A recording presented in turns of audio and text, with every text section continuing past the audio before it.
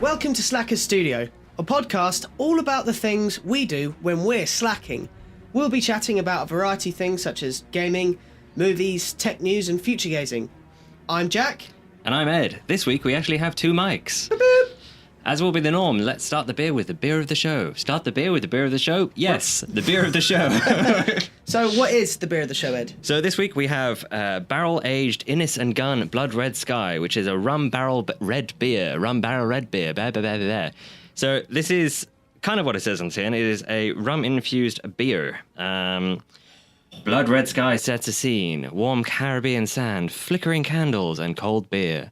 Anticipation of the night to come. God, it's 6.8%. Oh, I forgot about that bit. All right. That's pretty nuts. So yeah, let's open these, man. Let's do it. Sorry. Oh, God. Oh, that sounds Oh, good. yeah.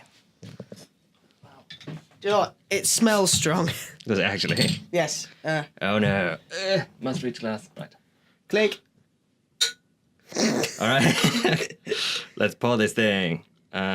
Okay. Wow, it's dark. Yeah, that's really dark. I guess it's because it's rum infused and stuff. Yarp. Oh, I did not pour that well at all. Oh, I got a bit of head on it. I got half my glass is head.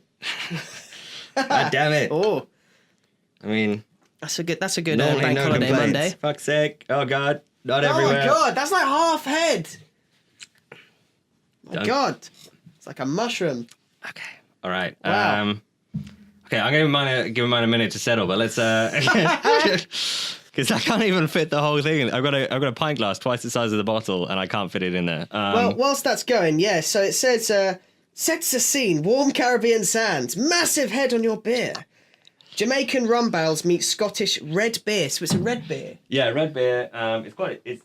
It's clearly quite dark. I'm just gonna snap a picture so you'll be able to see this on the site afterwards. Yeah. But, Now, Innis and Gunn, I remember when they first started doing. I say it when they first started doing it. When I first noticed them, which is, that's the particular thing for me. They were doing them in whiskey barrels, which I was like, holy crap, because that was when I was still working at Sainsbury's as a butcher. So I was like, I saw this shit on the side, and I was like, that looks lethal. Doesn't look like something you could session, but certainly something which would kind of like keep you on the edge of your seat for a few beers. You know what I mean? Yeah, for sure. Like, it's always interesting having these like concoction brews that are. I mean, I love rum, right? And I like beer. So let's hope. I mean, Christ, mine is still fucked, but we'll give it a go. You see, like I've been drinking a lot more rum as summer comes around. I guess it's the whole entire piratey thing. But yes. I always drink rum during the summer. So. Let's have a go. Yeah, let's do this. I will attempt to sip this. Right. So we have before we do this, we have a beer rating scale. So it's from 1 to 5. 1 is, I hate it, I'd never buy it again, I'm probably not going to finish it, it's just fucking gross. 2 is, vaguely drinkable, but I'd only ever get it if there was nothing else available. 3 is like, enjoyable, but it's nothing special. I just want, if you just want a beer, in bunny ears. 4 is a firm favourite, something you drink more than one of. And then 5 is just, beer is amazing! Beer is God. Yeah, less the blah. That's me drowning in the beer that I love. So, yeah, let's give this a sip. Okie doke. Cheers. Man. Cheers. That sounded quite good this time. Yeah, it did. Wow. Oh my God. Nice. Wow. Wow. Oh, that rum aftertaste. Do you know what? That's delicious. Yeah. Holy fuck. Me likey this. Oh, that's wonderful. And you can actually see, look, if I put it up to the light, and you can see that it's a red beer. Yeah, it's very ruby, isn't it? Yeah, very ruby and bubbly. This is my kind of beer, man. I love ruby beer. You were chatting about this the other day on Discord with Ali, weren't you? Like, yeah, I love Hobgoblin. Hobgoblin made by Witchwood Brewery. Again, it's one of those legendary ruby beers, as they say. But that's absolutely fantastic. I'm going to go in for another taste. Yeah. I think this is going to be a good one. It smells. The thing is, it doesn't smell overly powerful, but when you drink it, it's completely different. It's a sensory experience. It just God damn. it feels nice in the mouth as well. Like, it does. It's smooth. It's just really smooth, like rum beer. Given that it's like two different alcohols together, like, I'm impressed by how good this tastes. Yeah. Do you know what? I wouldn't even give this a 3. I'd actually give this a firm 4. Yeah, I think for now I'm going with a 4. Yeah, we'll see how it goes as it goes along, because this is what happens during our show. We start the beer and we're like, or wow, and then it can kind of descend or ascend as it goes along. Because it's also, casual drinking. Plus, Oh man, it's hot as fuck out here at the moment. It is so hot. It's like 24 in the Slacker studio. We're absolutely boiling our buns at the moment. It's Yeah, we're rather toasty. So like, yeah, outside it's like 20 something, but inside it's probably a bit more than that. Our flat is the same at home, man. Like it's so annoying. no AC or anything. No, we got like one fan in the whole building, and it's just not good. Yeah, I've just got the windows open, hoping that a cool breeze. I do love a good cool breeze. A cool breeze bleezes through. But Yeah. it doesn't. It's just hot, stanky, gross, unlike a typical Friday night. I wish. Yeah, pretty much. Yes. So, all right then, let's move on to gaming. So, well, I say gaming and our lives, what we've generally been up to, but let's be honest, most of the time Yeah, most of it's gaming, yeah. When we get back in the evening. So what have you been up to, Ed? So this week is the week where it's kind of, what is it, the anniversary of Overwatch this week? Yeah, I can't remember when that started. But so you get like a free loot box at the beginning, and none of the loot boxes in Overwatch are paid, so these are the good loot boxes. Yeah. But basically, so I got a new legendary skin for Tracer, who is one of my preferred characters to play anyway. But like, this made me want to play her a lot more suddenly because it's a really cool skin. It's the graffiti skin. So cool. So she's wearing like a paint mask, and she's got 2 like spray guns instead of her pistols or whatever they are. But yeah, I kind of really got into her for like, I spent kind of about, I don't know, maybe 4 hours in a go. Just trying to get much better. I enjoy playing her, and I love the idea of playing her, but I'm not normally great. But I kind of really found my groove for a bit there. It was good fun. Do you know what? It is a lot of kind of like trial and error and testing things out. It's like I've been playing a lot more what I thought was Junkrat, but no, a lot of Mercy mostly. But just kind of trying to figure things out and fiddling about, really. Talking of fiddling about, bump that microphone up. Yeah, a little bit. Yeah, so I'm just trying to play with this whilst we're casting. So yeah, new Tracer skins. I tell you what, that's the one which is most popular. Loads of people always complain about Tracer skins because you got like the really cool punk one, and it gives, especially cosplayers, always doing Tracer skins and stuff. But the graffiti one's probably one of the coolest ones. So congrats on getting that, especially if you get your golden weapon one day, maybe. Yeah, God, I mean, I'm quite a long way away from that, but I don't know who I'd pick the golden weapon for, really. I'm one of these people that kind of flexes about on different characters. I don't really have like a main. I have like 5 or 6 characters that I'm comfortable playing with. True. So more of a jack of all trades, really, I guess. You're a flex player. Yes, indeed. We like flex. So you got gold as Mercy. Oh, I did. Yes, it was wonderful. This was literally yesterday. So I was getting a little bit complacent, thinking I really want to start moving towards getting my Brigitte weapon, golden weapon, that is, because even though I've been a little bit crap as Brigitte recently, I know she's the next hero I want to get gold on because she gets a gold shield. Yeah. I do not want a gold shield. Fucking incredible. But yeah, so me and my friend Tom Scott decided to do our competitives. We decided we'd be as cancery as possible and go Farah Mercy. Nice. So I was playing Mercy, and I got the wonderful charity Mercy skin. So I just thought, I'm going to use that, and let's just play this. And I decided a good comp setup would be me to stick on the Farah and occasionally dip down to the team. But if we had a healer healing the team and I'm healing the Farah in the sky, it's so hard. Unless they're really good target players, they're not going to close her down easily. No. So we won. I think I lost one of my placements. The rest I won, and I drew one. Wow. So I won the rest, and I got about mid-gold, because last season, having played with some of the others, we went down to silver, because we had a pretty poor run of it. But I want to push up to platinum. So you have to win... once you won your placements, you then get sorted, kind of like, Hogwarts on acid. Yeah, right, yeah. So you're in Gryffindor, and it's like, you're in gold, and you're going to stay there for the rest of the season, but... My goal was to get to gold, so then I could get a certain amount of points towards my golden weapon. And I've already achieved that right out the gate. So we're going to see if we can push on to platinum, which means you get even more rewards at the end of the season, more points. Nice. It's so good. Yeah, I mean, I sadly seeded very low silver and lost my first game, which meant I crept down into the lowest I've ever been in bronze. But I think it shouldn't be too difficult for me to get back up to kind of where we were. I think the trouble was the first season I was playing with you guys quite a bit, and you've been playing like a year longer than I had at the time. So it was nice to. It was difficult to get back up again, but that's the thing. Like Mercy is a good way of getting yourself back up, but the trouble is, then you switch to another character and like your skill rating can drop down again, and it's like I don't know, it's tough. It is tough. I felt kind of forced to play Mercy because I mean, no one else really naturally chooses healer. I've had a friend who chooses healer. My mate Maisie tends to do it a lot. She's good at healing, and I was kind of like, well, I wonder what she does. So I kind of watched some of her plays again, what she was telling me about hiding behind doors and buildings and stuff, and generally just keeping out of the firing range. Yeah. But then I get overzealous, like I immediately want to kill the Widowmaker, and that's actually how we won a few of our matches. I had a Widowmaker basically just spamming just hatred at me during the end of the game because I kept on headshotting her. So Widowmaker, for anyone who doesn't know, is the sniper. So to have a healer kill you as a sniper, really, it hurts. I've had that happen to me so often. Yes, when that battle mercy gets you, it's like, what the shit just happened? Yeah, because Mercy's ultimate is you get, like, your wings actually work and you can fly around the map, and your blaster, this pistol you get, shoots very fast and rapidly, and it's nuts. Yeah. So you can just take people out. It's great fun. Battle Mercy!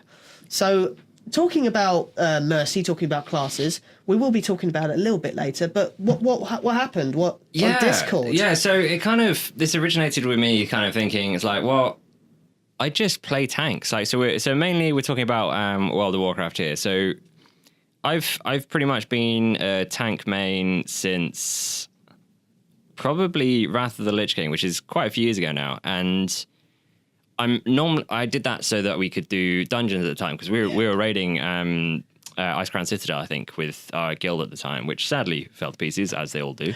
But I then stuck with it. I kind of pretty much only play tanks these days. Like, I've struggled to switch to like a damage class or even a damage spec, but it's kind of figuring out why people choose to play the classes they do and what we might be missing from the opposite sides or not. So yeah, there's a great discussion on that was happening on Discord, and we'll get to that in kind of one of the later segments. It is a really good thing to point out. I mean, because I've been recently playing my rogue, I was saying that last week, and I've always been a damage dealer because everyone's always filled the other roles. So, you know, you were always the tank when I was first brought into WoW. My friend was the tank when we were raiding.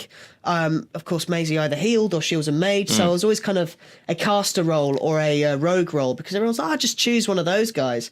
And as much as it's fun, I never had the confidence to go for one of the other roles. I mean, priest, naturally I can heal. That's fine. Yeah. Never was a tank, ever. Yeah, and it's funny because that's kind of just my default reaction. So we'll get into that a bit more later. But talking of WoW, I said the other week that I was going to try and level every profession to 800. God, yes. Yeah. So alchemy has kind of been the one this time, and my God, does the quest chain suck balls. I thought it'd be great to try and do it similar sort of time as you. Yeah. Fuck me. It's just horrendous. So all of the quests, all of the professions have a load of quests in Legion this time, but I've done a few of them, and alchemy is by far the worst. Like, it just goes. Long. Yeah. And that's the thing, it gets you to go into dungeons to pick random stuff. Here, we need this rare flower. Here, get a box of bandages, which is conveniently behind the end boss in Throne of Tides. Yeah, every time. And I think I've still got, like, at least another dungeon to go. But first, I've got to get a load of materials together, and it's expensive. I can't buy the materials because I spent most of my gold on leveling engineering, so I'm like stuffed. You're right, it is nuts. So the reason I did it is that you could get this astral alchemist stone. Right. So when you're in the underbelly in Dalaran, I like to do the PvP there because you can get these marks, and these marks work towards you getting this rat mount, which I want to get before BFA comes out. And it's really cool, it's really fun. However, it's a ball ache to try and kind of out-heal because it's all based on world PvP stats, really. Right. So it's all about kind of charging someone down as much as you can, as fast as you can. And I was like, I tried to play against this rogue, had an alchemy stone. He had one potion. We were both neck and neck. He clicked one potion, and because of the extra 40% increase of your own health potions, he was full health again. And I was like, ooh, I want that. Yeah. And so I ended up trying to do the Alchemy Quest. I've done it now, but I had to do the entire quest line just to get the right alchemy stone. Yeah. And I understand now that this is one of the biggest issues with the expansion Legion, is that it was all based on doing stuff as you leveled up and as you're going through the expansion. But the trouble with that was, so my main is a warrior, as we kind of spoke about a minute ago, but I did blacksmithing, and I've always done blacksmithing because it makes sense for a warrior to be able to make its own armor, this, that, and the other. But make swords, get gold. Exactly. But the trouble is, everything you could make gear-wise was fucking useless by the time you could make it. Like, all a load of shit. Yeah. It was like, hey, you can make this titanium thing, except it's going to take a shitload of things, and you can get a better weapon in a dungeon next patch. Yeah, and it has been the same for the last couple of expansions, to be honest. I just hope that professions are more useful in the next expansion in Battle for Azeroth. I agree. Do. I did bugger all using tailoring and enchanting. I mean, that literally nothing. And I was a bit pissed off about that. I love alchemy. I've always found it really relaxing doing herbalism. Yeah. And now that they've done nodes as a singular thing, so if somebody gets the node before you, you still have the node, which is brilliant. So imagine trying to get, like, you're picking a certain leaf off of a tree, you climb all the way up the tree, you sit on the branch, it's there in your grasp, and then a fucking owl swoops down and nicks it. Well, now the owl can nick that oak because, there's another leaf on the branch. Yeah. It's good. That's a bad analogy. I am that owl. But he's usually that owl. But yes, it is great. However, just moving forward, the Alchemy Quest line blows. Yeah, man. So hopefully it will improve, but we'll see. So you also got Destiny 2 this week. I did get Destiny 2. So Ed pointed out to me that Humble Bundle were doing this thing where you could, every month they give you a free game if for like, what, $12? Which is about £8, yeah, really? £9, yeah. It's not much, and it all goes to charity. But I always thought about, I played the first Destiny, didn't play the expansions. It's an FPS MMORPG sort of thing. So it's like World of Warcraft, but meets Counter-Strike. And I started playing Destiny 2, and my God, is it fun. Yeah. I just love getting a revolver, and it's also helped my aiming, I found. Right. Because it got me thinking, I was like, this is like playing Halo again, old school Halo. Yes, it is, isn't it? That's exactly what it feels like. But there's lots of other people around. Yeah, and that was nuts. I haven't actually played a dungeon with other people. However, what was really cool was I started the starter mission, and it gets to a certain point where you have to stop an incursion as you try to escape, and suddenly other players just appeared out of nowhere. Yeah. And that was so wicked. I was like, I didn't even queue up for the instance. They were just there. I've never seen streamlining like that before. It's just such a clever environment to be in, and I like the way everybody's integrated together with it. And I remember playing like, there was like a free weekend or something, or I think there's a demo, isn't there, that you can play? Like you could try that, and I immediately was like, "This is it. This is what I wanted for a while." And I like first person shooters, but I like the MMORPG aspect, absolutely. Like lots of people. So this is like the perfect game for me. I never played the first one. I don't actually have anything to play it on because I think it was only on console, right? Yeah, it was PlayStation. Oh, no, maybe it was PlayStation 4 when it first came out. Yeah. But I remember the hype over the first game. It was like 330 million or something went into the first game. Yeah. And I was like, come on, this must be massive. And then at the end of the first game, I was a bit disappointed. However, the gameplay stuck with me because it was genuinely fun. So I was looking forward to this new one. So I made an awoken hunter. Right, yeah. And, excuse me, that's what beer does to my face. Absolutely wonderful. You get this like magical spear that you want to kill people with. However, as much as I want the spear one, I want to be the McCree character, the gunslinger. Yeah. I want to get that one shot wonder. One shit wonder. I am a one shit wonder. Oh, sod and hell. Yeah, I want to get that one shot wonder where you cap somebody in the head. Yeah. I love that. One shit wonder. What fucking idiot. Perfect. Ah. Show title. Yeah, one shit wonder. Great. No. Yes. Oh. Amazing. Damn it. I gotta remember that now. Okay, so yeah, Destiny 2 is great fun. Like I think you've probably got like a week or so maybe to get it for $12 in the Humble Bundle. It's Humble monthly, so you gotta remember to cancel it if you don't want to continue doing it. I've done this a couple of times when there's been big games included. Like there was Warhammer Total War 2 which is great, kind of ish. You can easily sink a lot of time into it. That was a previous one I did, but just make sure you remember to cancel it unless you're happy spending the $12 a month or whatever it is. I think it's great that these big games are released like this. In fact, I don't like paying full price for games. I really don't. It's expensive. Sucks. Like the only thing I've bought that was full price for a long time was Battle for Azeroth because I want to play it on release, and that's the only way to get it. Yeah, I got Battle for Azeroth. I also got God of War, which I still haven't really played through massively, but the reviews that it's got, I still need to get through that game. But sometimes you want to spend full price, but sometimes it's like, oh, here's a new release for a game that you've been waiting for a while, but it's got such bad reviews. I was like, oh, I'll wait for it to kind of come down in price. I've still not bought the new Total War stuff, and I love the historical titles. I saw they released Britannia recently. Yeah. Still not bought it. Still not thought about buying it. I've heard that there's so many issues with it. Yeah, this is the trouble these days. It seems people just release games and then finish them afterwards. But we're not the only one. Yeah, it's true. and they're only down the road. Yeah. Creative Assembly, I think it is, isn't it? Go Yeah. down and I'll Viking raid them. I know where you are. It's like, hey, didn't we interview you like a year ago? I was like, yes, for a cinematic artist position? Maybe. Yeah. They should check. They may be hiring again. Anyway, yeah, I think there's some great games, and it'd be nice if people actually finish them before they release them. But we're not the only ones to have this problem with games these days. Absolutely.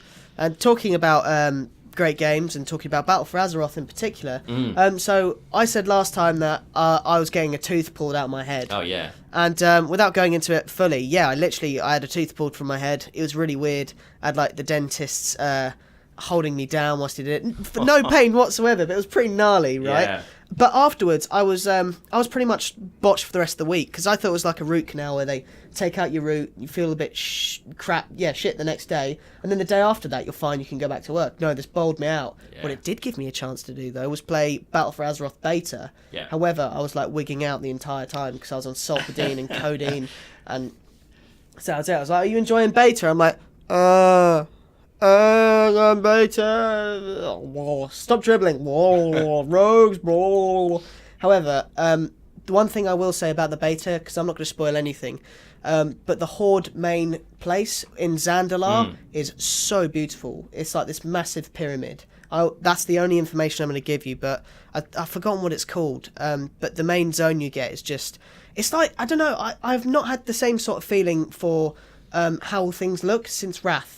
Okay. That long. Yeah. And I was like, holy crap, this could be a great expansion. Yeah. And just the playthrough of the battle for Lordaeron, which I'll again not say anything about, is actually pretty gangster. Yeah. It's so cool. I've heard really good things. I'm very, very excited for it. I've decided not to jump in at all. Because I don't want to... I want that kind of first day experience of going in and going, holy shit. Yes.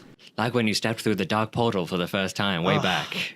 See, that was it. I never joined in BC. Oh, no, I joined mid-BC. Yeah, I think so, sorry. yeah. But I still remember that first time stepping out into Hellfire Peninsula. Yeah. And the soundtrack goes, whip, whip. And you're like, what is all this? Yeah. What is a battle going on in the middle of it? What is that thing? That is a Fel Reaver. I want to touch it. Don't touch it, Jack. I want to touch it. Don't touch it, Jack. It'll kill you in one shot. Yeah.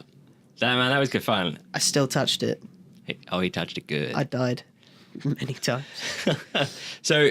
You were pretty dosed up last week, but we went to see Deadpool 2. Yes, we did.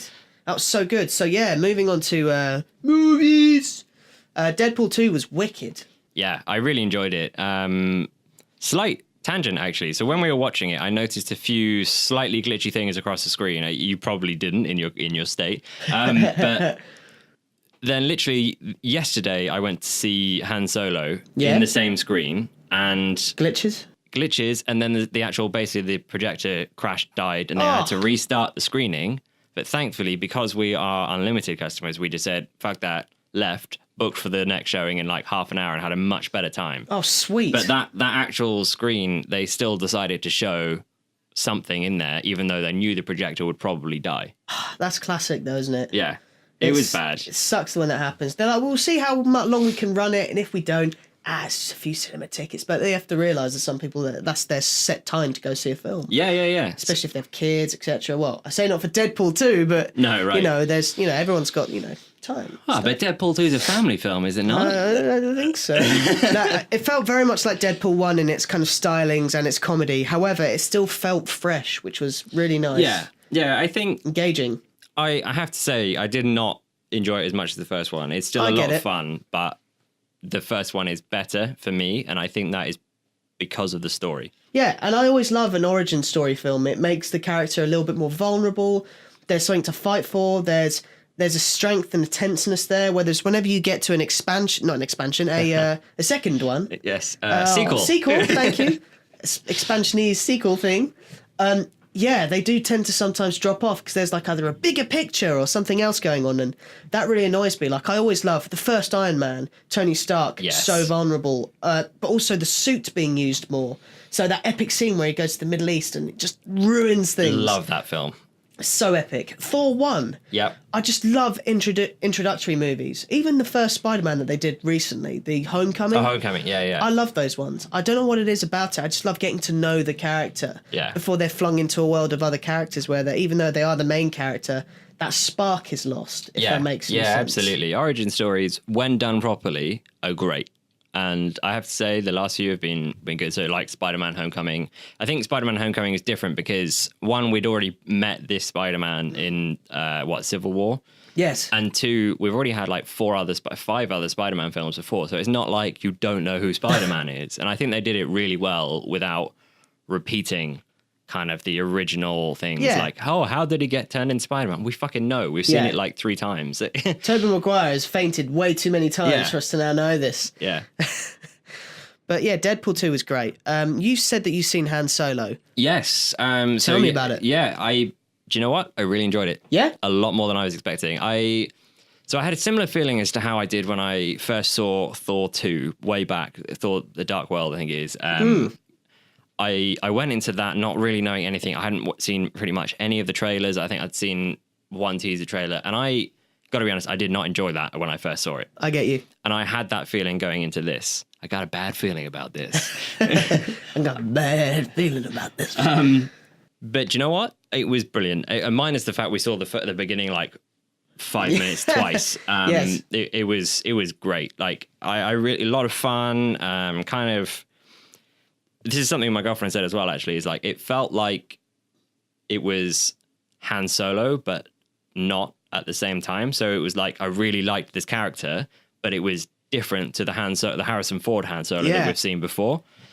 But in a good way. It didn't feel like it was like shitting on it or anything else. But I think it was really well done. And I would say so do you reckon even if it wasn't Han Solo, if there's another character as a singular film, even if it was a different ship, not the Millennium Falcon, it would be on its own a great film. Yeah, on its own it's a great film. I really think so. I think they pretty much nailed it in that aspect. It could be a standalone film. Like, and this is the thing, even if you've never seen a Star Wars film, but that's probably not the case, you could go see this one and have a brilliant time. I think they did a really good job in doing that. Wicked. But I think it's difficult because we know all this background and the kind of we're familiar with the world of Star Wars, that it kind of added quite a bit to it. And it's like, but they didn't go overboard with like references at all. Like it wasn't like, hey, remember this thing that happens in that feature film? Remember?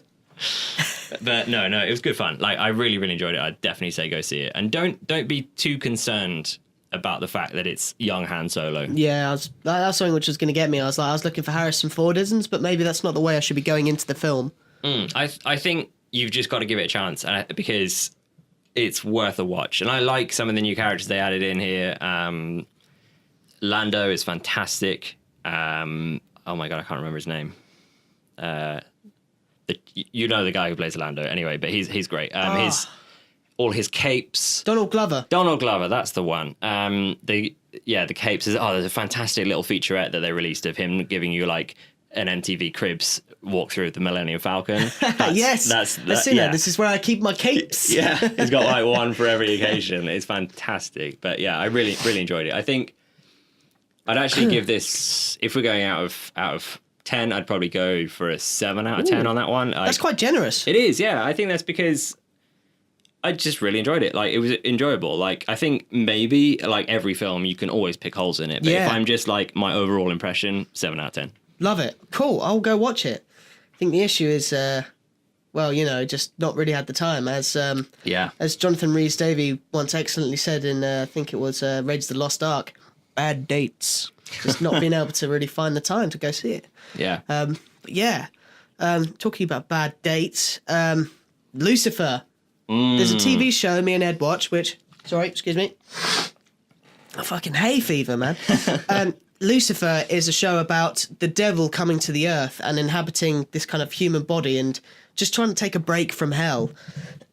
And we watched about 3 seasons of this, and it's suddenly, was it Fox? Yeah, Fox. They just dropped it. Good old Fox. They like to cull the best shows. I mean, I don't know what the ratings are like. I don't know. Well, they were complaining. It's like, we only get 3 million or something per viewing, and that's not enough. It's like, come on. There's a massive fan base. I mean, Didn't realize it was a Fox show originally because like you can watch it on Amazon. So that's Amazon Prime Video. yeah, exactly. So this show not brought to you by Amazon Prime Video. So yeah, it's great because obviously, so we're in the UK. Obviously, things are slightly different here for us in how we get shows, when we get them, this, that, and the other. But I've absolutely loved this show because for me, it's kind of that ever so slight fantasy element mixed with a cop crime It's a drama. crime thriller. So good. Yeah, they're some of my favorite shows. Like the last thing that's this sort of style. I mean, so it is Fringe. Fringe is what I'm talking about, and that got nuts towards the end of that. But it reminds me of those first seasons. And I thought that's something which definitely picked up on me was as you go through seasons, writers become more sloppy and it hacks me off. Season 2 of Lucifer was okay. Yeah. However, there was extra storylines in that which ticked me off. Season 3 brought it right back for me. Nailed in it. a big way. Yeah. And I was like, thank God it hadn't gone down the road of Vikings, which don't get me wrong, I love the show Vikings. I've restarted watching season 1 of Vikings to get myself back into the mindset and loving that series because of Travis Fimmel, who was in the Warcraft movie. Oh, yeah. He plays Ragnar Lothbrok, who's the main character of the Viking series. And those first few seasons are some of the best TV I've ever watched just because it's epic. And as it goes on, there's all these story arcs, love arcs. It's like that Hobbit, three-way love triangle, which was really annoying. Yeah. But no, Lucifer going down really upset me because it leaves on such, without giving anything away, it leaves on such a cliffhanger. Well, this is the thing. So you've seen the last couple of episodes, and we've got, I think we're 3 left, but I can already feel that it's not going to wrap up like with that. And it's just I'm disappointed because it was a really good show for me. In a way, you can kind of, that being the last episode is kind of nice because of what happens. Right. However, at the same point, no, I want to see more. Yeah. I want to see more. I mean, there's something about every show that I really love being cancelled, and it's the same for everyone, isn't it? I mean, It sucks. like Stargate, Yep. like all 3 fucking series. I mean, Atlantis kind of ended nicely, but Stargate Universe, they're just fucking floating in space, man. Yeah. Like, that's it. Sucks balls. Yeah, I mean, apparently that did get continued a little bit in comic form, but it's not the same for me. Not the same as when it originally started, I'm guessing. Yeah, not at all. So what else have you seen this week? Yeah, so I finished season 2 of Sword Art Online. Oh, yeah. Which was, so I've still tried to do this anime stint where I've been watching anime and trying to kind of, I guess I'm trying to find a little bit more variety in what I watch. And that was really cool. So it goes around this guy going back into this this kind of VR world where he's kind of trapped, but he's not trapped in this sense. He can actually log out of the game now when he wants to. Right. However, it's a different game. And so he has to learn new ways of challenging it. And he has to kind of pull, rabbits out of the hat in order to kind of save his girlfriend.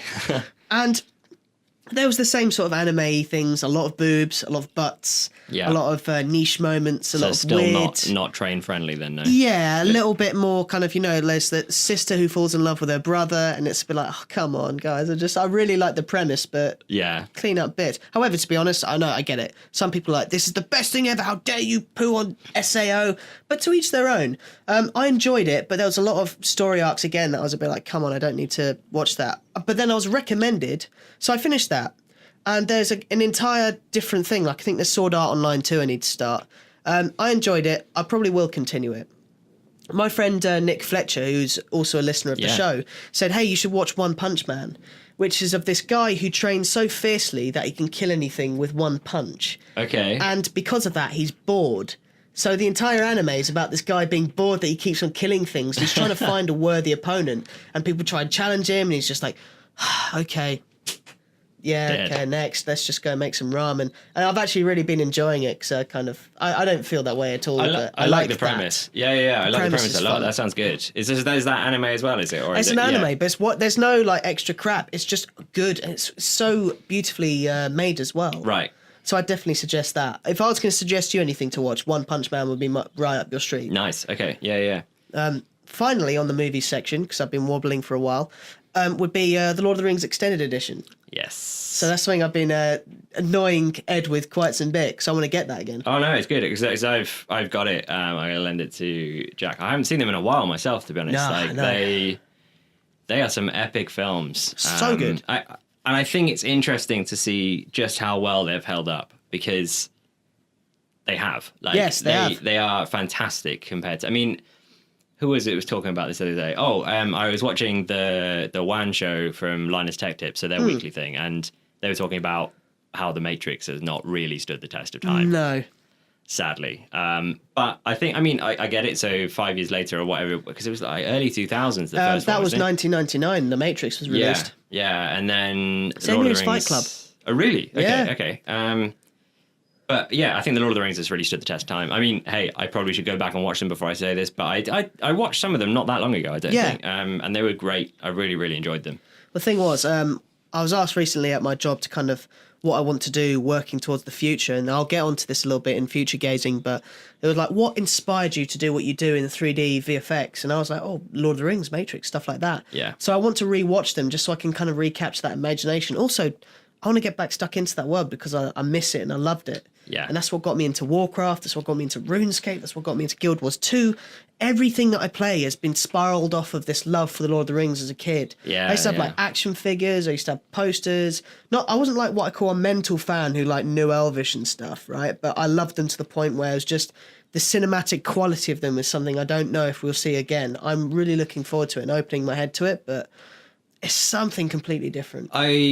I think you're right. I don't think there's been that major kind of epic trilogy, epic saga that we've had since. I really don't. I mean, I know fine, like the Avengers and the Marvel films, they've got 19 films or whatever it is, but that's different, I think. Yeah. And the only thing I've got high hopes for is Mortal Engines. I don't know whether you ever read these books as a No. kid. So, cinema the other day to see Han Solo, a slight teaser trailer for Mortal Engines. The premise is it's kind of like a post-apocalyptic world, but all the cities are effectively on wheels.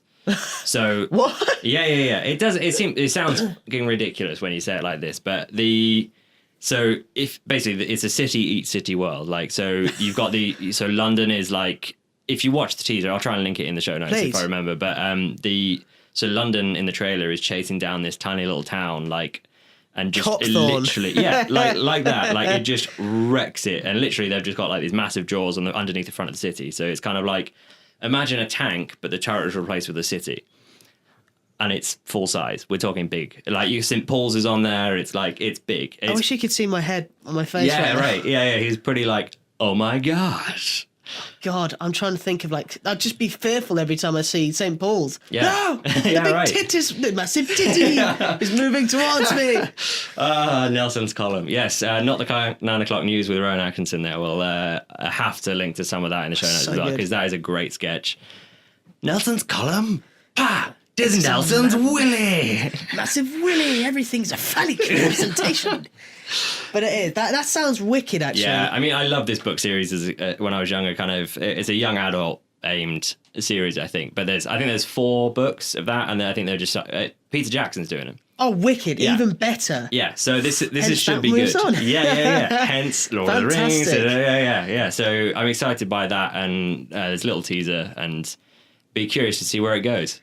Ed, you, me, and Kristen, let's go down to Brighton. Oh wait, never mind. It's been eaten by Taunton. Exactly. Yeah. Never Yeah. mind. Yeah. They got sick of them taking all the people. Yeah, like the cities eat each other for fuel, basically. That is basically what it is. God. Yeah. So you can't stay still, this, that, and the other. Yeah, good fun. Looking forward to it. But talking of movies, so let's move on to tech news. And I've kind of no real news, and I think we kind of need to rebrand this as just tech shit because I don't read the news enough. Like, I have purchased a server. It's This is the most randomest message Yeah. I got during the week. It's a really boring week. I was like, I wonder if Ed's also having a boring week. Maybe he's editing. Hey, Jack, I bought a server. yeah, and I mean Brilliant. like a fucking full on chunky, like I think it's 4U. So servers are measured in like height in units, and I think this is like 4U high. So it's like, I don't know, like it's at least 3.5 inch hard drives tall, and it's about 19 inches wide, and I don't know how long it is, but it's a full-on rack server. Now, 3 it's- Battenbergs high. Yes, 3 of them. Yes, that's a good unit of measurement. it's excessive. So I'll start at the beginning. Really, we've at home we're using Plex. I think I've mentioned this before. It's kind of I'm consolidating like all the DVDs we own and this, that, and the other onto a hard drive effectively, and then we stream them to our TV in the house. And that's great. I absolutely love it. It's so easy. I bet. And especially with the new TV, it's got a built-in Plex app. Oh, sick. So yeah, I mean, it makes it really easy. It's like browsing Netflix, but with your own media library. Love it. Oh, Jack's just finished his beer. Beer break. All right, let's just quickly go back to the beer. What do you think? Do you know what? I'm still going to stick with a 4. I'd say 4, 3 to 4. Yeah, I think I still would only have one though. Yeah. But I would happily have one. That's the thing. If somebody came up to me and said, hey, do you want one of these Innocent Guns? I'd be like, yeah, give me the Dark Age one. Yeah, great stuff. I really like that. So this server is kind of completely overkill, and currently my PC at home is the Plex server, so the PC has to be on. And when I say server, it's just a bit of software running on your PC. It just makes it archives your folder. You just have to set the folders up and this, that, and the other. And you have a folder called TV. In that you have let's say Lucifer. And then you have Lucifer season 1, 2, 3, and then it can just pick them up. God, it's amazing what you could do now. I still have down there. I still have bookcases filled with CDs. Well, this is it. So I've got literally a crate full of DVDs and stuff in the garage that I'm slowly putting in my library. But the trouble with this all is that I'm running out of storage space. Because we're now 4K at home. 4K Blu-rays are very, very big. Everything 4K. Yeah. I'm doing my best to make sure I've got everything in 4K. But a 4K movie can be anywhere between 25 and 50 gigs. Ooh, I didn't think of that. So... Hence the Blu-ray Lord of the Rings being over 30 gigs or something per... Yes. So it's chunky. So the problem is I'm running out of storage, and in my new case, which I'll get to in a minute, I've only got space for 2 hard drives. And my hard drives are currently 2 terabytes each. And one of them is just over half full with media. Damn. So that's a lot of Overwatch highlights. Yeah, that's it. So this is why I've gone for the server. Now, it's a complete overkill setup. I did not need to do this at all. It's just that it came up for very cheap. I'm talking, it was like 40 quid including postage, and most of that is postage. So it has space for something like 14 hard drives in it, I think. It's got a Xeon 55 something other quad core, this, that, and the other, and 24 gigs of RAM. Now, this is really important because the more storage you have, the more RAM you need for the process I'm going to go through. Okay. I think I'll talk about this more in a couple of weeks' time when we do the next show, because I'll actually have it. Yeah, so you can say how it's working. But so, short story, I have a server. It's got a quad core, 8-thread Xeon in it, 24 gigs of RAM, plenty of space for hard drives, of which I will temporarily use the existing ones I have. And then I will be running FreeNAS on there as an operating system, basically. It's just a version of Linux that is based around storage servers. Nice. So, yeah, we'll see how that goes. Right. But going on slightly more normal stuff, you were considering a graphics card upgrade. Yeah, you see, I love hearing what you have to say, because when it comes to tech news, Ed has so much more knowledge in terms of actual tech knowledge than me. So this is also as much as it's new grounds for you, it's new grounds for me as well. I've never thought about making a server or anything like that. Yeah. Half of that, I'd say it went over my head. I get most of what you were talking about, if not nearly all of it. It's just, that's mind-boggling. It's complicated, and it's something new. That's one of the main things I'm doing. I'm curious. It's exciting as well, yeah. So I was thinking of a graphics card. Now, it's one of those kind of, I guess it's part future gazing, but it's not really. It's more, I've been looking at the 1070, because people have been saying that the 1080, there's no point, because it's the same.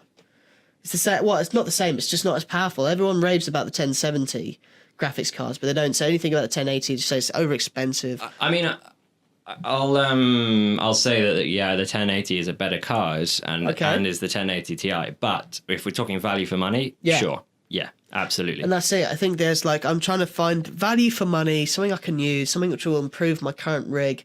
I know that I need other things beforehand, such as an SSD and a case, but I'm still trying to get through those rigmaroles of getting a new graphics card that will really amp out some of those games that I'm trying to play, like Destiny, where I feel like even playing Kingdom Come Deliverance, I can't put it up to high or ultra. I have to have it on medium. It runs well on medium, but I'm running a GTX 770. That's very old now. Yeah. in comparison to I these mean- new ones. Even my 970 on paper is like up to 4 years old. Yeah, and that's the thing. Yeah. And I see, like, one of my friends recently got a 3K rig with all this extra stuff. I'm like, I wish I had that. I'd stream with that sort of stuff. Yeah.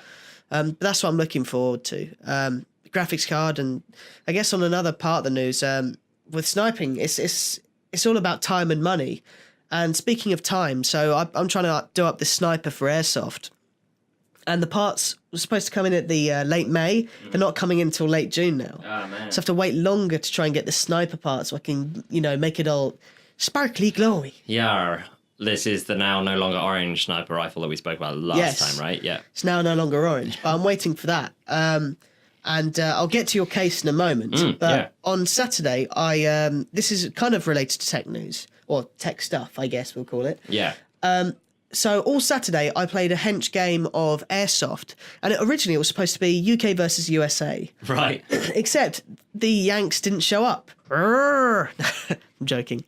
But at the same point, like, thinking about it, it's a massive logistical issue. Like, imagine trying to get all your gear, all your guns across, customs, etc. Well, hang on. So you're actually talking about actual guys from America being Yeah. Okay. Yeah. UK versus USA match was supposed to be a massive event. So we turn up in the morning and we thought it was going to be all day. We were going to camp the night and then there was going to be an all day event the next day. But no way we were going to do that second day. It's just going to be too knackering. Yeah. So we turn up in the morning and there was about 30 people in total. Okay. However, we were like, screw this. We're going to make a day of it because we were a squad of 4. And my God, did we? And I guess the tech side of it was I had 2 batteries and they lasted me the entire day. That's and we good. Yeah, dude. We had like a 3-hour morning game where you had to collect gold bars. So to go out, shoot the other players, pick up gold bars, bring it back. We ended up getting 25 gold bars and they got 3. Wow. So we dominated that first game. Yeah. It started going a little bit later, so we it switched a little bit. Near lunchtime, we did this COD-based game where somebody came out and you got power-ups due to your gold bars, like Call of Duty. So Yeah. this one guy got an invulnerability card, wiped out the entire team. I got peppered up my right side. I was like, how the fuck is that? I'm shooting you. Call your hits. And he was like, I have invulnerability. I was like, oh. They swiftly took that out the next game because they realised how bullshit that was, right? How's that possible? Or airstrikes. So me and my friend Paddy would be going all the way up their left flank, managed to get around, nearly flanking the entire team to kill them all, and suddenly they called airstrikes. So everyone had to return back to their spawn point. So it was frustrating. And we had lots of players leave half time because, well, some people just rage quit, let's be honest. However, we then had a pilot game. Okay. So the pilot game was you had to find this dummy in the middle of the field, heal him, and then get him into the back of a van which they had set up, Nice. and then escort the van up the path. Except when I was the medic because I had a medic badge on my hat, right? So I found the medic and they're like, you have to make a valve. He is bleeding out. He is bleeding out. I repeat, he is dying. I'm like, I don't know how to, what the fuck is a valve? I know Valve games, like, Half-Life, Half-Life 2. What the Yeah. fuck is this? I had to make they got a card and some duct tape and I had to basically make the card like 45-degree angle. So it'd release fluids and he'd be able to breathe, all whilst being shot at by the enemy team. So I got peppered about 4 or 5 times before I finally fucking healed this little pilot. Got into the van. They took over the van. Oh, no. I did all that hard work for them to take over the van and win the map. So angry. This is where the tech news comes in, sorry. So it's just an exciting day, right? We did a 4v4. So it's just my squad. We had 3 hours between the night game and the afternoon game. Okay. So we decided to use the close quarters combat arena for a 4v4, so all against all, because we all had pistols, right? And I bought a new pistol recently, which is all CO2 powered, so it's quite heavy. It's a hefty thing. Yeah. But you can't aim well with it as such because it's got near real recoil behind it. Right. I smashed it. Like, Nice. so I managed to find them, but it was so, for the tech news, it was more like I wanted to make sure that the pistol was working. My God, is it working? I spent about 2 hours testing it, trying to get the hop up right, which is basically the elevation of the BB, whether it dips up or it dips down. Yeah. I got it bang on. So we had this 4v4. It starts off in the top right corner. You have to hunt your friends. So there's that Nice. silence. Yeah. So you say, go! And there's nothing but the breeze through the Sussex forests. Yeah. I shot my friend Phil in the arm. I found my mate Will. I shot him because he couldn't see me. And then my friend Paddy, who often does like Tough Mudder and all these epic Right. games, it's so hard to hit because he'll try and shoot you and then he'll run full belt across the other side of the map because he's just fit as a fiddle. And I'm like tubby, 5'5". I don't move fast. We finally had the standoff and I aimed, and as he turned around, I managed to shoot him in the goggles, so I won the 4v4. Nice. It's the best feeling I've had in months. Like, I know they're my mates, but being able to win a 4v4 is just such an epic thing. I was like, I've done what I usually do in Overwatch. Yeah, there's something about shooting your mate in the head, isn't there? It's like... Oh man, they got me in fair. We started doing duels, so it was like 12 paces, turn around, shoot each other. Yeah. And I think most of it was me trying to get over the initial fear of being shot at. Yeah. So we all started off, we both drew, pointed at each other, and then hid. So we didn't shoot each other, just like firing blankly. And then eventually we're like, oh, it's okay, we don't have face masks, but we have glasses. Our eyes are fine. We're just not close your die. mouth. Like, yeah. But it was really good. So I won most of the duels as well, just because I was quick off the mark. I had no fear, and my gun was powerful. Nice. Because it was loud, I found out they were like, yeah, it just sounded loud and horrible, so I didn't really want to. Yeah. But they also got some fair shots. Like, I got shot in the nuts quite a lot. So if I'm a little bit like this, I apologise. But it's so much fun. So in terms of tech news, pistol works, but sniper's not on its way yet. It'll come. It's tough with these things, isn't it? Waiting around for parts. I mean, like the same with me and my server. It's not going to be here till sometime next week. So totally. who knows? Like, it's frustrating. Tell me about your case, because that's something I really found wicked. Right. Yeah. So there's a video about this that we'll link to in the description that I shot literally just the other day. Just kind of a quick overview of what I've done, why I've done it, and you get to see how it looks as well. So the whole point of me rebuilding my PC into a new case with a few other things was just to make it look good.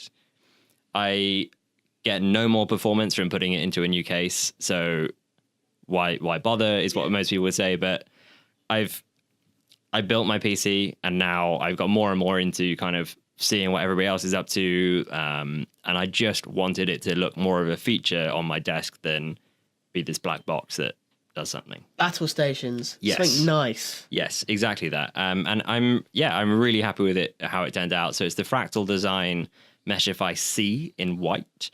I've got some blue lighting in there, some nice orange cable extensions. But if you want to see it, you'll have to check out the video, which is in the description of the show.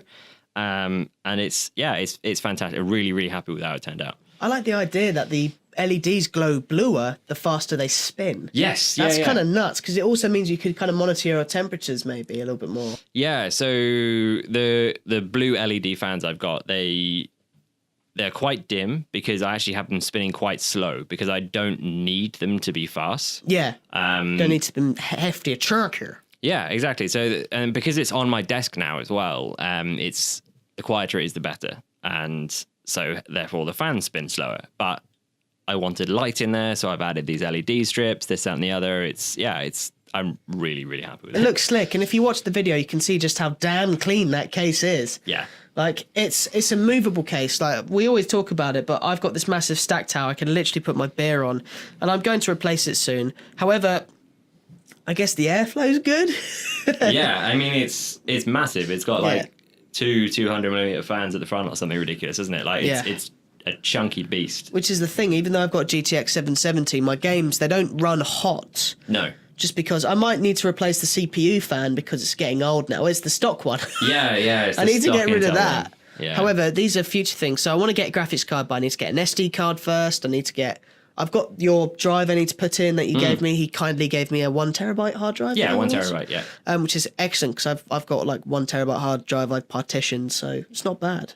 Yeah, storage these days is kind of very much needed. Like, games are getting bigger. We're doing a lot more media stuff as well. So yeah, we need storage. Optimization only gets so far though, doesn't it? Yeah, it does. You need volume, basically. That's the thing. Talking about volume, fitness. Oh, yes. So Lagging Balls has been a podcast that Jack and I have listened to for a little while now, and they have been so much fun to listen to. And like Thorn and Thist have helped us out with kind of the behind the scenes work that goes into building a podcast of your own, and it's been great. In fact, the new microphone I'm on today is exactly the same as they use, highly recommended by them. And so far, and hopefully the listeners will agree, it sounds great. It looks baller as well. Like, just kind of say it feels professional, even though we're in a bloody wooden shed. with my Junkrat poster and all the other stuff, and still bags of crisps. It does feel legit, and we'll definitely put a picture of this setup in the show it's notes. a lot of fun, and I really, really enjoy. Kind of again, it's tech, isn't it? Like I'm like, yay, new tech. But it's been a long time coming. This mic had to get shipped from America, but anyway, Lagging Balls. So on their Discord, which again I will link to in the show notes. Man, I got a lot to put in the show notes this week. Yeah.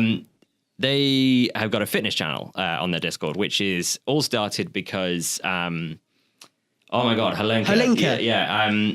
Swolenka, because basically there's a guy who works for, did he work for, he worked for Blizzard? I don't know if he still does, but definitely, he did work I think he was like, managed the PvP he did. On the WoW team. Anyway, he has properly transformed himself. Hench. Like, so hench. And so this kind of discussion on fitness kind of started over there. And honestly, they're kind of really building a good support community to get everybody involved to get fit, basically. Yeah. So the idea is that anything you do, chuck it in there. So say you decide to, okay, I'm not going to eat that piece of cake because actually I want to lose some weight. So damn straight. Or do you know what? I went for a walk today rather than sitting on my fat ass the whole time. That's exactly what I did today. And all because of that Swolenka thing. I was like, well, I always want my dark half, but I never think about recording it.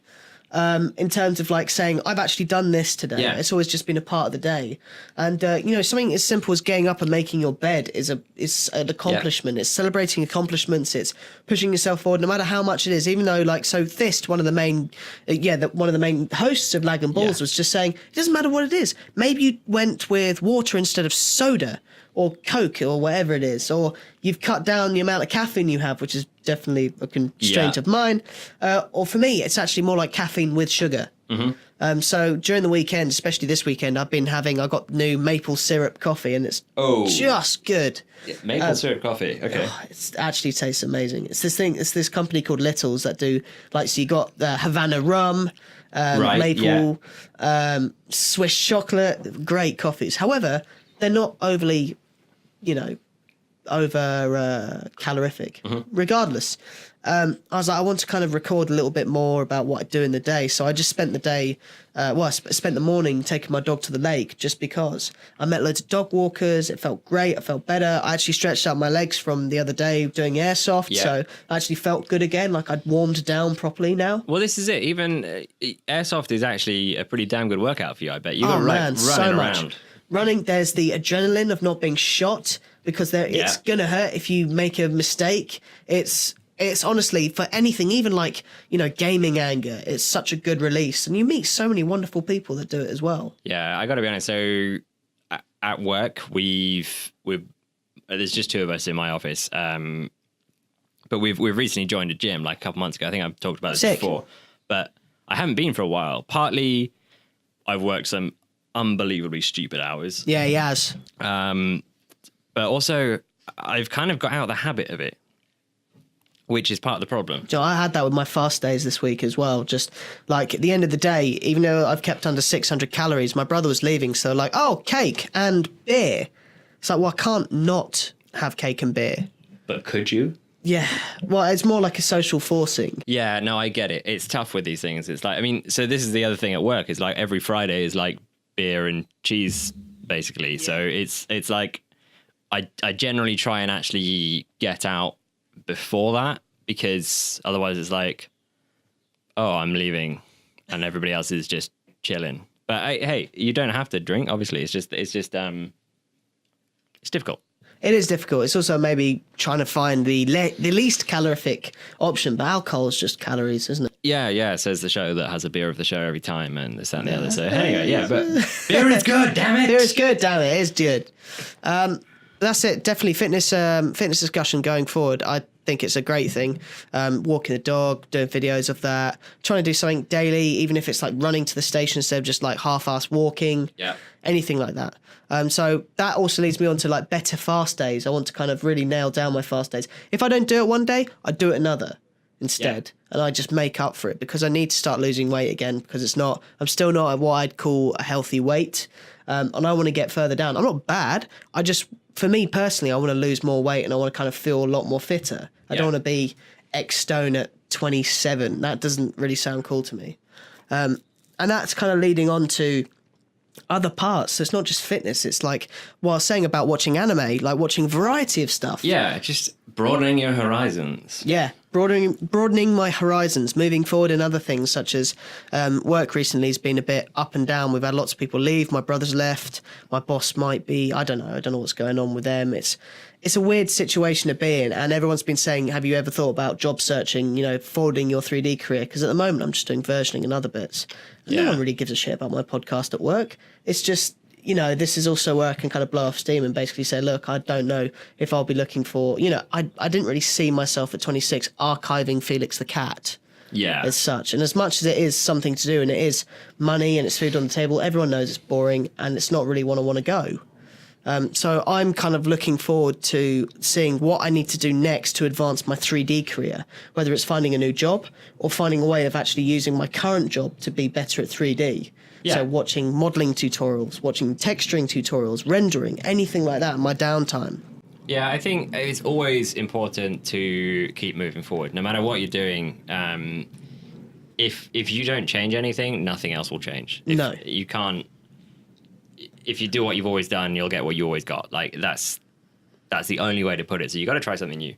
Yeah, absolutely. And it's the same with positivity in gaming. I've found that when you're stuck in a rut, when everything, especially like at work where people are a bit down or something's happening and blur, it also has an effect outside of it. Yeah. And I found that I'd come home, maybe I didn't do much during the day. Maybe all I did was archiving Felix the Cat or something else, which is fine. But I'd come home not feeling like I accomplished much. Maybe I didn't finish what I wanted to start at the beginning of the day. Yeah. I play games and I'd start losing and I just feel like there's less accomplishment and it get me so frustrated, I start getting angry. Yeah. So I'm trying to find more positivity when I'm playing games, like knowing that that's that time to relax and not do much. So, yeah. Alrighty. So let's kind of start to wrap this up, but we had a great discussion going on Discord, as I kind of mentioned today. Yeah. This is our sort of ask the audience kind of thing. So I kind of posed the question of what am I missing by not playing a DPS role in Warcraft, basically. I have always been a tank for pretty much as long as I have played. I've also really liked healing. It kind of doesn't matter what I've done. I've always enjoyed tanking. Now that maybe that's because that's what fits best with me, but it's interesting that everybody has their role that they gravitate to. So one of the first people to respond was Ali. And Ali said, killing mobs quicker. That's about it. Protection Warriors, which is the tank spec, put out some decent DPS.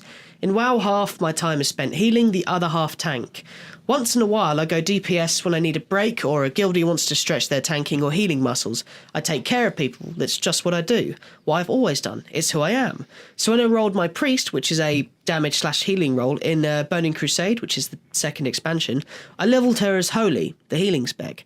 I do enjoy Shadow too, though, as well as being a rogue from time to time, which is the damage role I've been playing recently. In Legion, though, my guild needed a tank, so I got a Blood DK, which is also another tank. Now my WoW time with my guild is evenly split between tanking and healing. Yeah, and I think that's kind of what happens to a lot of people in a guild. This is the same with you, I think, Jack, was that you try and fill in the roles that they need. Yeah. And for a lot of the time, it is actually healers or tanks that they need, because they're kind of pretty much anyone can do damage, right? But not everybody can figure out the best way of you've got to keep X number of people alive. You've got to make sure nobody gets hit because you're the tank, this, that, and the other. And it's interesting how different people gravitate to different things. Turn them away from the group. Like, if their tank fails, the entire raid team's on them. Yeah. Which is an entirely different sort of, smack in the face. Yeah, absolutely. And I think that's one of the things for me was I liked the responsibility. Whatever I'm doing, I like having some kind of responsibility, and that's what tanking, I think, brings me. So Sassy Bell had a different perspective. She's much more of a healer. So I don't know, do you want to read this one through as well? Yeah, sure. So Sassy Bell said, I love healing. Pretty much got into PvP as a healer only. My priest is pretty much my main. I love discipline for arena and questing, which is like a mixture of healing and damage at the same time, and holy for battlegrounds and raiding, which is the more player versus environment side. My druid, I'm a boomkin for life, which is a damage druid kind of set. But I've spent many, many hours in tree form over the years, which is the healing spec, so she likes healing. Yes, I do still stay in treant form. I have my shaman, who is mainly elemental, which is damage, but I want to focus on healing with her in Battle for Azeroth. I have a monk around level 103 that is... what's that? Windwalker. Is that the tank spec? No, that is the healing spec, I believe. It's something I actually haven't touched yet either, but we'll get onto that. Yeah. But yes, the Sassy Bell has loads of characters. Yeah. Says, and I haven't tried the healing yet. Looks very complicated in my opinion, but I haven't sat down and tried it in months. Maybe I'll do that starting today with my long weekend. My paladin is protection, which is a tank, with anything to do with my friends. So if she does anything, if I have to pug, I go retribution, which is damage. I hate Holy Paladin with a passion. Oh, yes. I think it's because of pigeonholing into Holy back in vanilla. So I think probably back in the day, maybe she was forced to be a healer. Yeah, I mean, sucks. things were very different back in vanilla. So the original World of Warcraft, you kind of had to stick with something. It wasn't easy to jump around to different things, different roles like we do now. So yeah, it's if you're forced to play something, it's not going to be much fun. Yeah. And completely, true, especially with WoW Classic coming out. It's a really big point. And she said, unless things are really going south, I generally have time to toss out some Shadow Word Pains and Smites. So she's basically saying, as a healer, I know I'm there for the group survival, but I can also, do my own thing. Watch where you stand, keep your mind. You can't DPS if you're dead. If I can't help kill the boss 5 seconds faster, great. But to be honest, if we survive, that's the job in and of itself. Yeah. So she said, lol, sorry, I suffered through the stiff requirements of vanilla and BC. Yeah, absolutely. Again, like you had to do what you had to do. Like you had your role and you stuck with it then. Yeah. Like it was very, very different. It's now you can be a lot more versatile. Yeah, you want a priest? LOL. If you're going to go shadow, why don't you go affliction warlock? Which is like dots. Exactly. It's like there was only priests could heal, only things could do this. It was very, very different. A lot of different classes are more useful these days. Oh yeah, it's like Overwatch having more heroes. Yeah. More heroes work in different comps. As games expand, they get better, and I feel like WoW's in a good position. I think there are certain things which need balancing, like melee versus casters in PvP nowadays, but when I used to PvP as my priest, I used to kill so many people in Shadow back in the day because it was ridiculous self-healing. Yeah. Nowadays, I just get, I try and, it's a build-up spec, so you have to kind of charge up this thing called Insanity, and then you unleash it, but you don't have time in PvP because you're dead by the time you've charged exactly. it. Can't do anything. Zinnia? Signia? I don't know. Let's go with that, whatever, yeah. Yeah. So Zinnia says, I've been feeling the tank spec love on my Vengeance Demon Hunter. I haven't actually tanked in groups yet. I'm waiting to find a group that will run through dungeons patiently so I can learn. But I love being able to jump into the middle of a group of demons and know I'll survive the fight.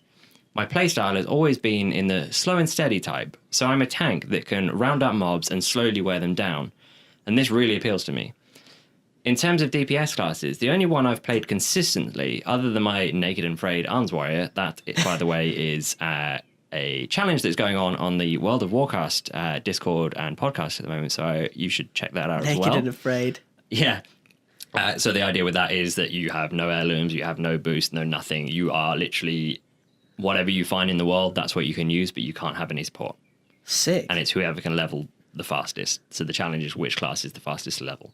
Anyway, so the DPS classes that play consistently is rogues, and those do go faster simply because you can bypass a lot of fighting on your way to a destination. Stealth, bitches. Yeah, you see, this is something I didn't think of. Anyway, I don't have to plan my routes as carefully, and I love being able to sneak into the back of a cave or building, etc., to get to my target. I love that. If I have more than one mob, I have a whole toolkit of abilities to sap, distract, and blind my enemies, so I don't get overwhelmed. Sometimes I do end up outnumbered, but then I just hit vanish and I try again. Baller. From my experience, the XP you get from having to kill all those extra mobs on a non-stealth class doesn't seem to make up for the ability to finish quests more efficiently. I totally agree. Yeah. I love playing rogues, mainly also at the moment for the versatility. Like, you actually feel like you have to plan everything. That strategy side of it is so appealing to me as well. So I can go up and, like, I'll sap that one, I'll put a blind on that one so they're both stopped. I love that. I think that's incredible. It's just, yeah, they're so much fun to play at the moment. Yeah, I mean, to be honest, I have played one rogue, and it is level 19, and I don't think I've played it since Wrath of the Lich King. The classic thing of, like, get as good a gear you can and hit level 19 and just wreck the shit out of everybody in PvP. twinking. Yeah, exactly. And that's the last time I played a true DPS class, and it's very different because the classes I play, so a warrior, a druid, and more recently a monk, all of them could be DPS, but I choose not to because I enjoy, like, I guess it's that responsibility thing of, okay, I've got to keep 5 people alive, or I've got to make sure nobody gets hit in the face because I'm the tank, or, like, it's a lot of fun. You see, I always saw the other side of it. I like having less responsibility. I like having my only sole goal to be doing the most amount of damage, or trying to get close, or being competent. I love getting gear and just those high numbers ticking off. Excuse me. Again, bit. That's always appealed to me. Whereas, tanking, I've always been like, I don't really want to be in the limelight or anything like that. I just want to kill stuff. Yeah, absolutely. And the thing is, I get both sides, and it's interesting the whole rogue thing that Zignia was talking about, because you don't have to kill everything. You can plan it. You go stealthily. So I was a game I've really enjoyed playing is the Dishonored. Yes. So Dishonored 2. It's a game where stealth is always an option, or stealth is always not an option. It's up to you. Play it how you like. It's a fantastic series, and I definitely recommend checking it out. Anyway, I normally my first playthrough of it is wreck everything, kill anything I can. You play it in high chaos mode, that is basically, which changes the outcome of the game. But I've recently been playing it as you get an achievement for playing it as a ghost, which means you never get detected by anyone. And also non-lethal, which means you never kill anyone. Nice. So it's that you play the game so differently by just doing that, and it's nice that Warcraft has that thing for everybody as well. Yeah, different class for different people for different things. Like my friend Kate, who's going to start playing Warcraft soon. She's like, I like blood elves. They're pretty, and you can get a little pet, and you can name the pet. Exactly. Like, there we go. Yeah, that's the thing. Warcraft is so big now that there is something for everyone, and that's what I love about it. Everybody's got their thing. Whether you want to go sit and fish for 4 hours in Dalaran, you can. Like, that's part of the game. Like, there's a lot of variety. All right, Sweet. So I think that is pretty much it for this week. Have you got anything you want to add? I do. The slack of the week. I was thinking one which came to mind last week when it was a little bit slower in the office. Especially when there's like a heated discussion going on about a project, I tend to do the coffee break, which is a great thing. So I say, hey, does anyone want coffee? And if they all say no, I still go get a coffee myself because I was going to go anyway. Yeah. And that coffee can extend for 5 minutes, 10 minutes because they know that you're making a coffee. Oh, yes. And that's almost like the same as dump time, right? But you can elongate a coffee because you're talking to somebody about that special project. So if you don't like coffee, sod it. Get yourself a glass of water and make them coffee. Yeah. Just find a way of getting the hell out of that room and just having half an hour, 15 minutes, however long you do get, unless you're bogged down, which of course I completely understand, of just being able to elongate that time and get yourself into a different place. Yeah, absolutely. And not only from a slacking perspective, it is good to take a break. Oh yeah, take a break all the time. Have a Kit Kat. They should pay me for that. So, anyway. What was that thing that we were trying to say at the end of every show that we had last time? Do you remember that we wrote a sentence and we both tried to say it, and what was it? Let's find the show notes from last week. Yeah, I'd completely forgotten. Intermission, ask us anything.